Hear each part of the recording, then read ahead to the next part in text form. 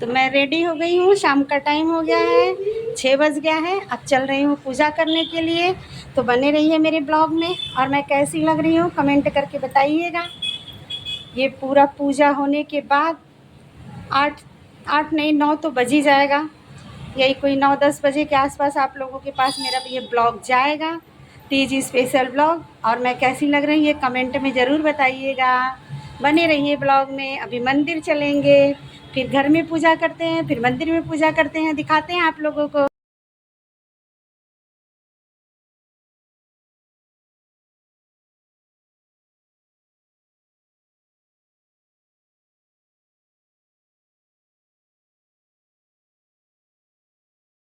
व्रत भादो मास के शुक्ल पक्ष में तृतीया को किया जाता है। तृतीया तिथि को किए जाने के कारण स्त्रियों में यह व्रत अधिकतर तीजों नाम से जाना जाता है। कुंवारी लड़कियों में यह व्रत इच्छित वर पाने की आशा से तथा विवाहित स्त्रियां सुहाग की और रक्षा की पति सुख की कामना करके करती हैं। प्राचीन काल से चल रही मान्यता है कि इस व्रत को करने वाली स्त्रियां पार्वती मान सुखपूर्वक जीवन यापन करके शिवलोक को प्राप्त होती है। व्रत करने वाला व्यक्ति सूर्योदय के पहले उठे और भगवान शंकर जी का स्मरण करे, फिर नित्य कर्मों से निवृत्त होकर शिवालय में जाए, जहाँ पूजन करना हो और कथा पढ़नी हो अथवा सुननी हो। यदि हो सके तो शिव मंदिर में शिव पार्वती पूजन के लिए केले के बंधनवार इत्यादि अनेक पुष्पमालाओं से सुसज्जित एवं सुंदर मंडप तैयार कर ले। सुहाग चाहने वाली स्त्रियों को शंकर पार्वती की बालू रेत की प्रतिमा बनाकर उसे इस मंडप में स्थापित कर पूजा करनी चाहिए। पूजा में शिव पार्वती से संबंधित कोई भी स्त्रोत अथवा शिव चालीसा का पाठ कर सकते हैं। तत्पश्चात एकाग्र चित्र से नीचे लिखी कथा पढ़ें। हरितालिका तीव्र कथा, जिसके दिव्य केशों पर मंदार आकर के पुष्पों की माला शोभा देती है और निज भगवान शंकर के मस्तक पर चंद्र और कंठ में मुंडों की माला पड़ी हुई है, जो माता पार्वती दिव्य वस्त्रों से तथा भगवान शंकर की माला पड़ी हुई है, जो माता पार्वती दिव्य वस्त्रों तथा भगवान शंकर दिगंबर वेश धारण किए हैं। उन दोनों भवानी शंकर को नमस्कार।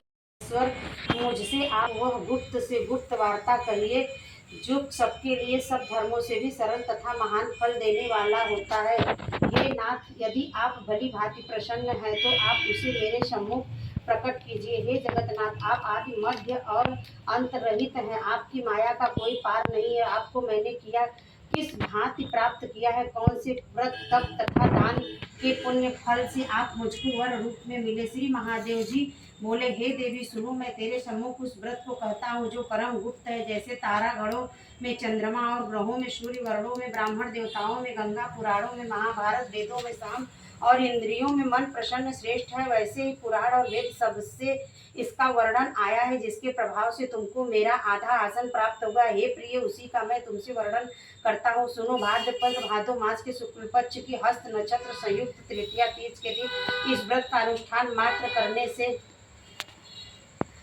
से सब पापों का नाश हो जाता है। तुमने पहले हिमालय पर्वत पर इस महान व्रत को किया था, जो मैं तुम्हें सुनाता हूँ। पार्वती जी बोली, हे प्रभु, इस व्रत को मैंने किस लिए किया था यह मुझे सुनने की इच्छा है, सो कृपा करके कहिए। शंकर जी बोले, आर्यावर्त में हिमालय नामक एक महान पर्वत है, जहाँ अनेक प्रकार की भूमि अनेक प्रकार के वृक्षों से सुशोभित है, जो सदैव बर्फ से ढके हुए तथा गंगा की कलकल ध्वनि से शब्दायमान रहता है। हे पार्वती जी, तुमने बाल्यकाल में उसी स्थान पर परम तप किया था, और तुमने 12 वर्ष तक जल में रहकर तथा वैशाख मास में अग्नि में प्रवेश करके तप किया। श्रावण के महीने में बाहर खुले में निवास कर अन्न त्याग कर तप करती रही। तुम्हारे उस कष्ट को देखकर तुम्हारे पिता को बड़ी चिंता हुई। चिंतातुर होकर सोचने लगे कि मैं इस कन्या को किससे शादी करूं। इस अवसर पर दैवयोग से ब्रह्मा जी के पुत्र नारद जी वहां आए। देवर्षि नारद ने तुम शैलपुत्री को देखा। तुम्हारे पिता हिमालय ने देवर्षि को अर्धपाद्य आसन देकर सम्मान सहित बिठाया और कहा, हे मुनीश्वर, आपने यहाँ तक आने का कष्ट कैसे किया, कहिए क्या आज्ञा है। नारद जी बोले, हे गिरिराज, मैं विष्णु भगवान का भेजा हुआ यहाँ आया हूँ, तुम मेरी बात सुनो। आप अपनी कन्या को उत्तम वर को दान करें। ब्रह्मा, इंद्र, शिव आदि देवताओं में विष्णु भगवान के समान कोई भी उत्तम नहीं है, इसलिए मेरे मत से आप अपनी कन्या का दान भगवान विष्णु को दे। हिमालय बोले, यदि भगवान वासुदेव स्वयं ही कन्या को ग्रहण करना चाहते हैं तो इस कार्य के लिए ही आपका आगमन हुआ है, वह मेरे लिए गौरव की बात है, मैं अवश्य उन्हें ही दूंगा। हिमालय का यह आश्वासन सुनते ही देवर्षि नारद जी आकाश में अंतर्ध्यान हो गए और शंख, चक्र, पद्म, गदा, पीताम्बरी भगवान विष्णु के पास पहुंचे। नारद जी ने हाथ जोड़कर भगवान विष्णु से कहा, हे प्रभु, आपका विवाह कार्य निश्चित हो गया। इधर हिमालय ने पार्वती जी से प्रसन्नता पूर्वक कहा, हे पुत्री, मैंने तुमको गरुड़ ध्वज भगवान विष्णु को अर्पण कर दिया है। पिता के इन वाक्यों को सुनते ही पार्वती जी अपनी सहेली के घर गई और पृथ्वी पर गिरकर अत्यंत दुखी होकर विलाप करने लगी। उनको विलाप करते हुए देखकर सखी बोली, हे देवी, तुम किस कारण से दुख पाती हो, मुझे बताओ, मैं अवश्य ही तुम्हारी इच्छा पूर्ण करूंगी। पार्वती बोली, हे सखी, सुन, मेरी जो मन की अभिलाषा है सुनाती हूँ। मैं भी श्री महादेव जी को वर्ण करना चाहती हूँ। मेरे इस कार्य को पिताजी ने बिगाड़ना चाहा है, इसलिए मैं निसंदेह इस शरीर का त्याग करूंगी। पार्वती के इस वचनों को सुनकर सखी ने कहा, हे देवी, जिस वन को तुम्हारे पिताजी ने न देखा हो तुम वहां चली जाओ। तब हे देवी पार्वती, तुम अपनी सखी का यह वचन सुन ऐसे ही वन को चली गई। पिता हिमालय ने तुमको घर पर न पाकर सोचा कि मेरी पुत्री को कोई देव, दानव अथवा किन्नर हरण करके ले गया है। मैंने नारद जी को वचन दिया था कि मैं पुत्री का गरुड़ ध्वज भगवान के साथ वर्ण करूंगा। हाय, अब यह कैसे पूरा होगा। ऐसा सोचकर वे बहुत चिंतातुर हो मूर्छित हो गए। तब सब लोग हाहाकार करते हुए दौड़े और मूर्छा दूर होने पर गिरिराज से बोले कि हमें आप अपनी मूर्छा का कारण बताओ। हिमालय बोले, मेरे दुख का कारण यह है कि मेरी तत्व रूपी कन्या को कोई हरण कर ले गया, या सर्प डस गया, या किसी सिंह या व्याघ्र ने मार डाला है।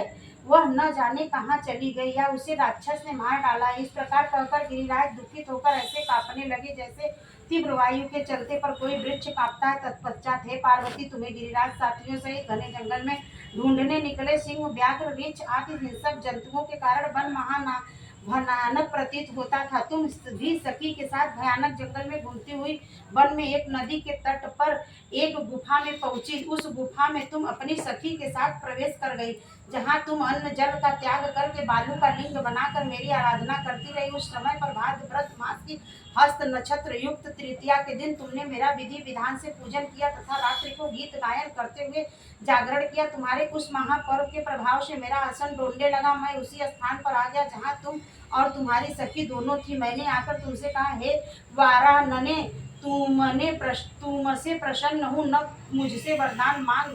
तब तुमने कहा कि हे देव, यदि आप मुझसे प्रसन्न हैं तो आप महादेव जी ही मेरे पति हो। मैं तथास्तु ऐसा कहकर कैलाश पर्वत को चला गया और तुमने प्रभात होते ही मेरी उस बालू की प्रतिमा को नदी में विसर्जित कर दिया। हे प्रभु, तुमने वहां अपनी सखी सहित व्रत का पारायण हे सुबह तुमने वहां अपनी सखी सहित व्रत का पारायण किया। इतने में तुम्हारे पिता हिमवान भी तुम्हें ढूंढते ढूंढते उसी घने वन में आ पहुंचे।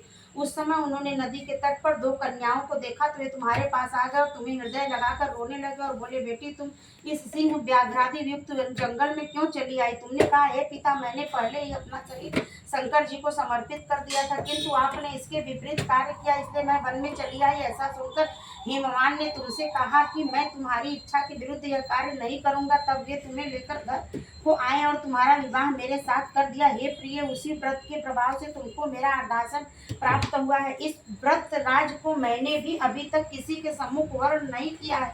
हे देवी, अब मैं तुम्हें यह बताता हूँ कि तुम इस व्रत का यह नाम क्यों पड़ा। तुमको सखी हरण करके ले गई थी, इसलिए हरतालिका नाम पड़ा।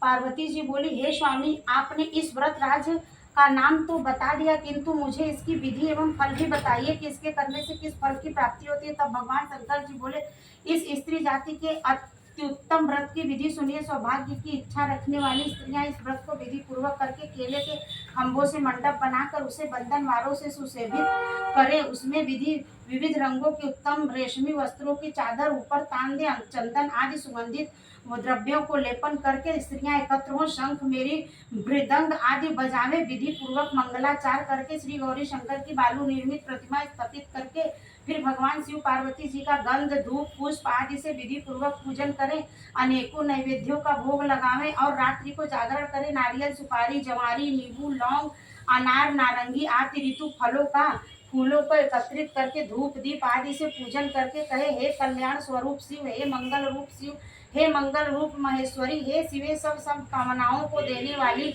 देवी, कल्याण रूप तुम्हें नमस्कार है। कल्याण स्वरूप माता पार्वती, हम तुम्हें नमस्कार करते हैं। भगवान शंकर जी को सदैव नमस्कार करते हैं। हे ब्रह्मा रूपिणी जगत का पालनहार करने वाली माँ, आपको नमस्कार है। हे सिंहवाहिनी, मैं सांसारिक भय से व्याकुल हूँ, तुम मेरी रक्षा करो। हे महेश्वरी, मैंने इसी अभिलाषा से आपका पूजन किया है। हे पार्वती माता, आप मेरे ऊपर प्रसन्न होकर मुझे सुख और सौभाग्य प्रदान कीजिए। इस प्रकार मैं शब्दों द्वारा उमा सहित शंकर जी का पूजन करके विधि पूर्वक कथा सुनकर गौ वस्त्र आभूषण आदि ब्राह्मणों को दान करे। इस प्रकार के व्रत करने वाले के सब पाप नष्ट हो जाते हैं।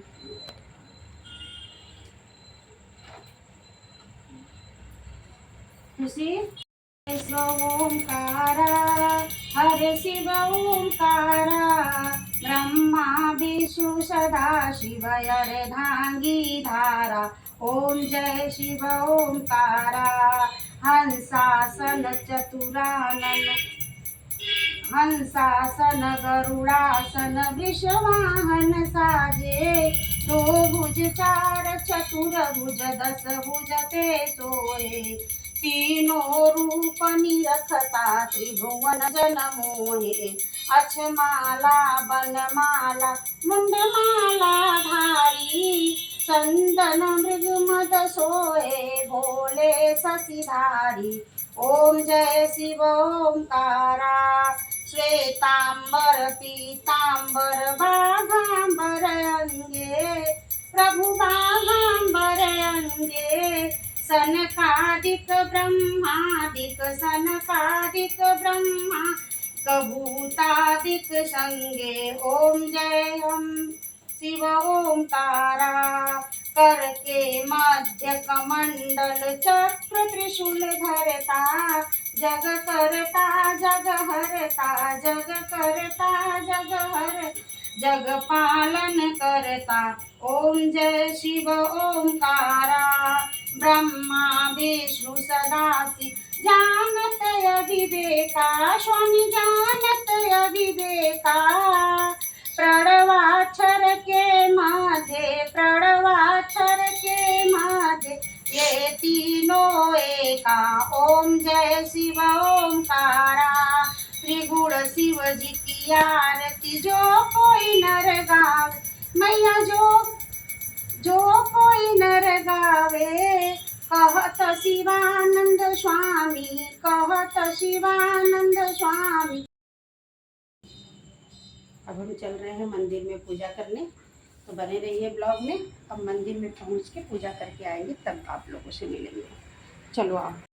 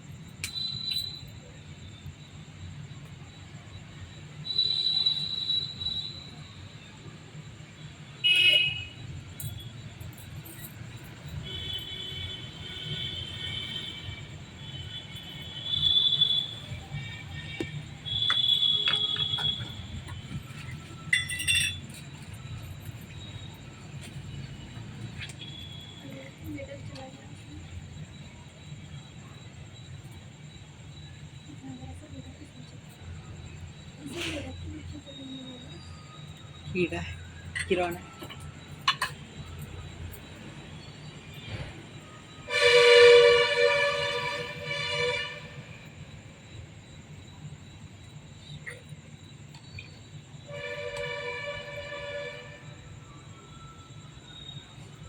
मानस पानी का पत्ता पैसा नहीं लाया क्या? सुपड़िया सुपड़िया सुपारी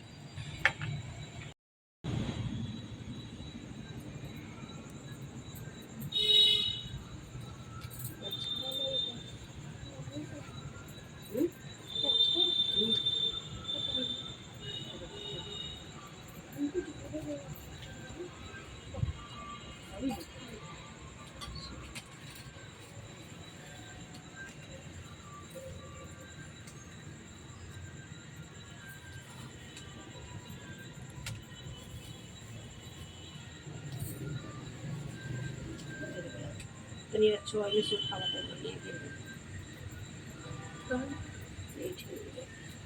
वो पलटी है। हाँ सब खत्म हो गए इसलिए करने कर दिए ना। लैंप जलाओ, लैंप जलाओ। हम जला देंगे क्या जला देगा इतनी रोशनी नहीं है मैंने चेक कर ली देख रही है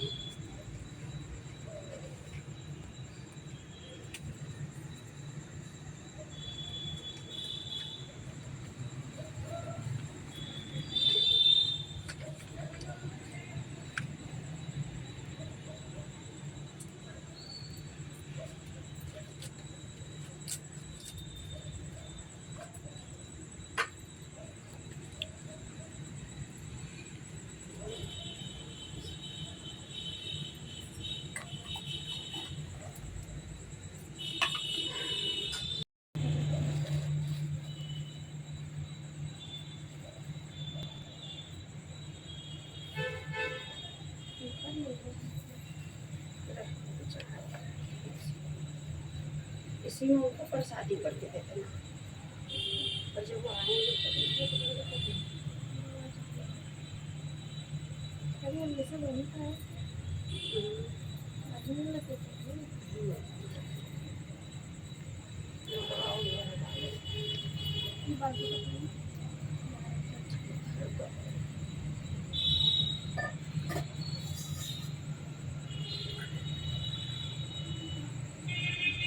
चालीसा पढ़ी सुन लूँ कि चल लूँ तंते ज्वाला जरासुरा सुरभय ज्वाला ये नद्यांत करी सहाय नीलकंठम नाम कहाय पूजन रामचंद्र जब जिन्ना जीत के लंक विभीषण जिन्ना सहस कमल में हो रे दाई इन परीक्षा तो वही पुरारी एक कमल को राखे हुए कमल नयन को जन सोई कठिन भक्ति देखी प्रसंकर भय प्रसन्न दिए चित्त जय जय जय अनंत विनाशी कर कृपा सबके घटवासी दुष्ट सकल ने तुम हिस्सावत भ्रमत रहे मोहि चरण आवत त्राहि त्राहि में नाथ पुकारो यही अवसर में आनो बारो लय त्रिशु शत्रु को मारो संकट से मैं आनो बारो माता पिता भ्राता सब होई संकट में पूछत नहीं कोई स्वामी एक है आज तुम्हारी आहरवम संकट भारी धन निर्धन को देख सदाही जो कोई जाचे सो फल पाई स्तुति के विधि करो तुम्हारी क्षमोना तब चूक हमारी शंकर हो संकट के नाशन मंगल कारण विधि विनाशन योगी में ध्यान लगावे नारद सारस शीस नवावे नमो नमो जय नमो शिवाय सुब्रह्मादिक पार न पाए जो यह पाठ कर रमन लाई तापर होते है शंभु साय सिंह जो कोई हो अधिकारी पाठ करे सो पावनकारी पुत्र हो न कर इच्छा कोई निश्चय से प्रसाद हो पंडित त्रयोदशी को लावे ध्यान पूर्वक होम करावे त्रयोदशी व्रत करे हमेशा ताकि तन नहीं रहे साधु दीप ने विद्य चढ़ावे शंकर सम्मुख पाठ सुनावे जन्म जन्म के पाप नसावे अंतवासी पुण्य पावे अयोध्या आज तुम्हारी जान सकल दुख हरो हमारी मक्सर छठिया मंत्र दिसंबर 64 स्तुति 40 शिव वही पौरत में कल्याण जय भगवान भोलेनाथ जय 40 करने गलती है क्षमा करने वाली